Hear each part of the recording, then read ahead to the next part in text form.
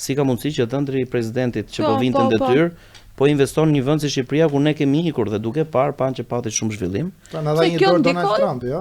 Kjo ka ndiku, po të them brenda asaj jave, mund të kem mbyll 7 dile vetëm në Amerikë. Wow. 7 shitje. Po, atë javë ka qenë domethënë një marketing i frikshëm. Një nga Falënderit Donald Trumpit. Make America Great Again. Make Albania Great Again.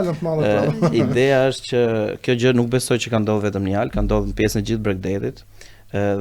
Por që një pjesë tjetër është shqiptarët e Maqedonisë, janë një treg shumë i fortë ekonomikisht. Shqiptarët në çdo vend teorikisht bëjnë mirë, mundohemi, jemi gjak që e duam familjen, e duam t'i japim më të mirën dhe mundohemi shumë. Një pjesë ka qenë shqiptare, pra kam pas goxha klientelë ndërkombëtare dhe të huaj që nuk kanë asnjë lidhje me Shqipërinë. Kanë besim tuaj blej në Bregdet? Absolutisht po.